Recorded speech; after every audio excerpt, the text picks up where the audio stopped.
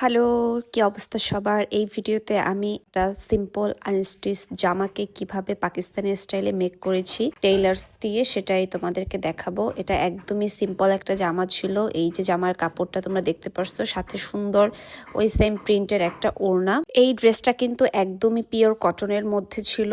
আর সামনে যেহেতু সামার আসতেছে, সো এই টাইপ কমফোর্টেবল ড্রেস ক্যারি করা সবার জন্যই খুবই আরামদায়ক হবে। তো আমি এটাকে খুবই ঢিলেঢালা করে একদম পাকিস্তানি স্টাইলে মেক করেছি।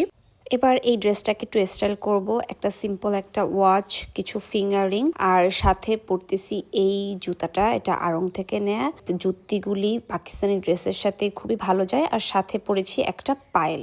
এরপর মনে হলো কানের দুলটা চেঞ্জ করে একটা সিম্পল ঝুমকা পরা যায়। আমার সেম কালারেরই ঝুমকা ছিল, আমি সেটা পরে নিয়েছি। তো এটাই আমার ফাইনাল লুক। তোমরা আমাকে জানিও এই লুকটা কেমন লেগেছে। আমার কাছে খুবই কমফোর্টেবল এবং পাকিস্তানি সিম্পল লুক মনে হয়েছে।